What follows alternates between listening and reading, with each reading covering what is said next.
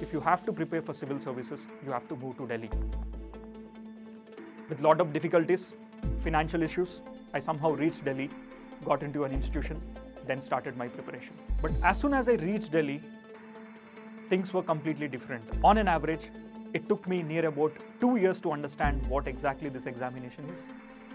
And within no time, next prelims came, managed to clear the prelims, wrote my mains, but I hardly scored 330 marks in my GS. But now, my confidence levels were almost low. कहने को तो ज़मीन के नीचे ही चले गए थे. And the year later, I did not even clear prelims again. It is not that what you have to study, it is about what you should not study. Hello and hi. My name is Madhusudhan Reddy. I come from a small village called Tigalguttapalli, which is in Karimnagar district, Telangana. This is one such district which was once affected by the left-wing extremism. And the conditions this district had was poor literacy and bare minimum amenities were considered to be luxuries for us. And my parents belongs to an agrarian family, and education was one of the most important aspect which they considered that they had to give it to me. So in this due process, at the class 2, in the class 2 itself, I've been put into hostel, which is hardly 4 kilometers away from my home.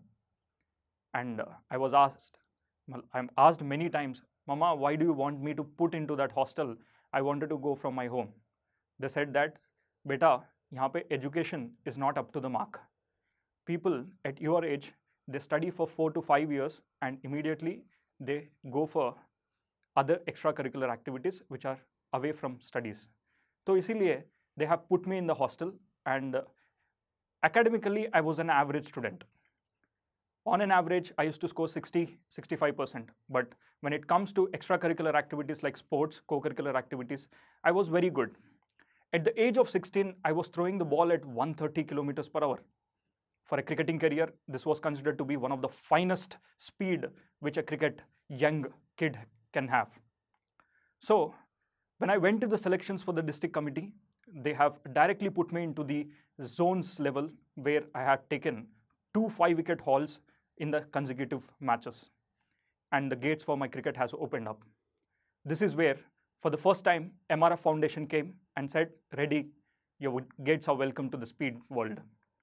So at this point of time, I had to shift my place. I was in 9th class and 10th class, where my education was also at the perils. On an average, I have to spend 120 days on the ground, whereas a schooling career has hardly 240 days. It was very difficult for me to manage both the education as well as the cricketing career.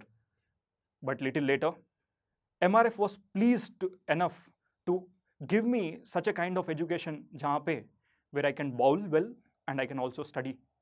So education is something, though it always felt far away from me, but I always had it with me, thanks to MRF Foundation as well.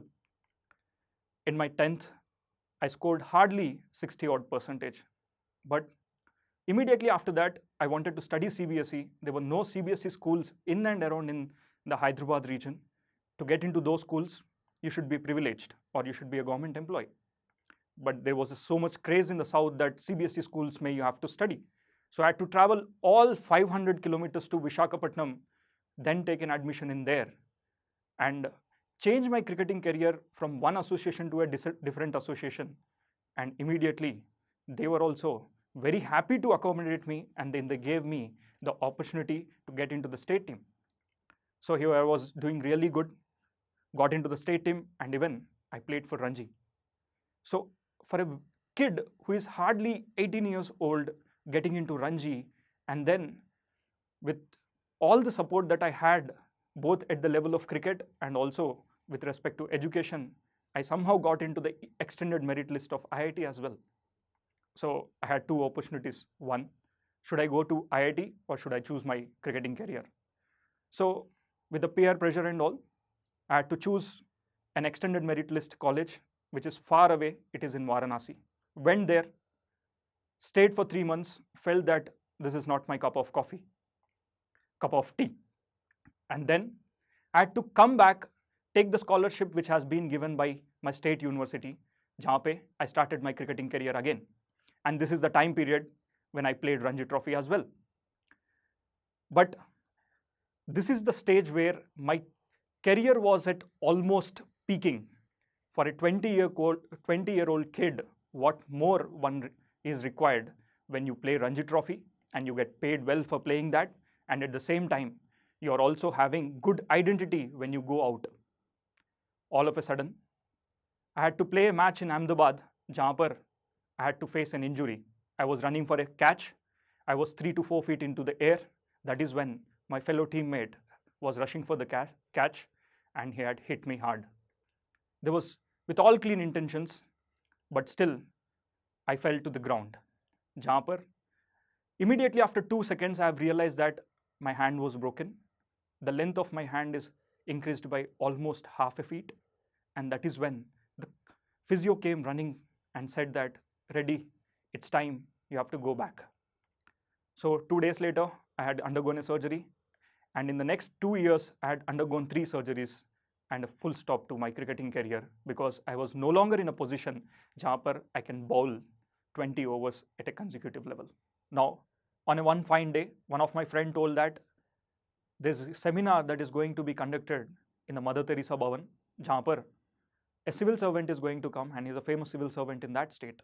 So I was very excited, sat in the first bench, and then got to hear a beautiful story. And this beautiful story has changed my story as well. Now, the story goes like this. The story has Sita and Geeta. These are two kids who are born on the same day. Sita is born to an affluent family. She's a financially well-off kid. And then she got well fed. Her education levels are very good. She got good opportunities, good schools, because of which her co-curricular activities are considered to be top-notch. And little later, she also pursued her higher education, went to abroad, studied there, came back, joined MNC. And this kind of upbringing was considered to be the well-being to the society, as well as an asset to the society and the family as well. But on the other side, Geeta. Geeta is born to a construction laborer as well as a homemaid. Her financial conditions were not up to the mark. She cannot even take care of her daily needs. Her education was supported by a local school which is government funded. Her facilities are not up to the mark. Immediately after the primary school, she had to drop out. And then she started to work as a maid at a home, someone's home. So after few years, as a child, she even got married. And within no time, she had 3 kids. All of these kids are anemic. And then she herself is malnourished. The kids are malnourished, stunting. You name a parameter, they had it. Now here, if you look into Geeta's upbringing is considered to be a curse to the society, a curse to the family, and as well as a nation. And there's one line that is said that the success of a nation is ultimately measured by the well-being of its people. Now, when you look into this well-being, do you consider Sita is having well-being or Geeta the well-being? See, for the first time I got to hear 2 words, that is avoidable sufferings and unfulfilled potentials. Geeta's potential and Sita's potential as a kid, when they are born, it is equal. But the potential of Geeta is not explored, or on the other side, her suffering is a suffering to the nation. And it has been clear to me that it is only one profession that can clear this divide. That is none other than civil services. And I have decided that I will be pursuing my civil services journey. Or started to explore. Internet ki zamana nahi tha. Hardly 1 or 2 institutions you will get to see on the website. So explored them. And half the time the information is 50% given, and rest of the times you have to rely on your fellow mates.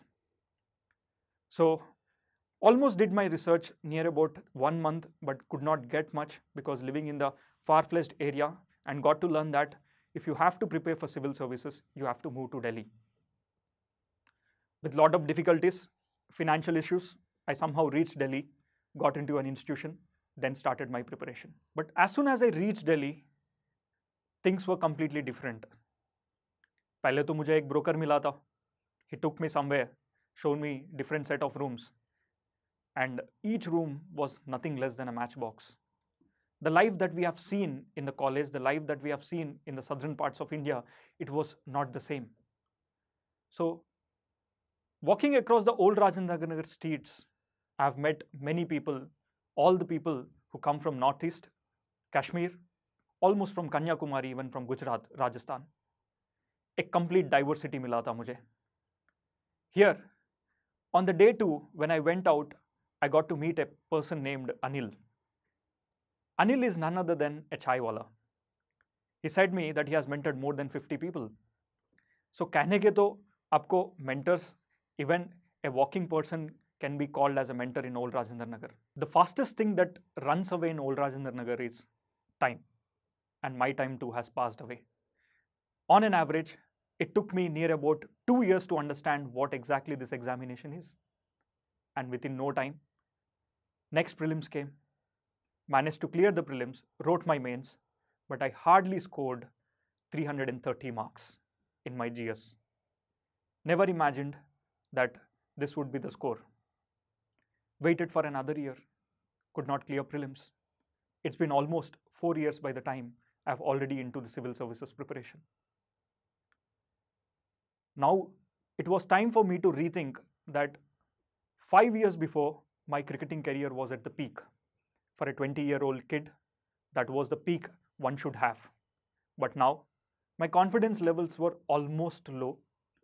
कहने को तो जमीन के नीचे ही चले गए थे. And the year later, I did not even clear prelims again. Year by year passed. On the other side, I also felt that I was putting too much financial burden onto my parents, because it was their hard-earned money which they are putting on my betterment of education. Slowly, I started my career, the place where I lost. It is, I had so much of knowledge, but I was not in a position to channelize that knowledge. I thought, why can't I give this knowledge to fellow aspirants? And within no time, my fellow roommates have cleared this examination. So I thought that I have the potential to give this knowledge to someone. And I soon realized that all these years, the way I was learning is not for the clearing the examination, but I was learning in the way the teacher has taught me. I was actually replicating myself to be a teacher by the content that has taught to me. And I realized that it's time for me to start mentoring the students. Then I started my mentoring career in the year 2018. I felt that in Delhi, I was not exploring my fullest potentials. So I moved to a small city, moved to Chandigarh, started teaching there in Chandigarh, and realized that the students in Chandigarh are very spoon-fed students. Somehow, we have started a small batch with 50 odd students, and we are able to clear 30 plus students into the prelims.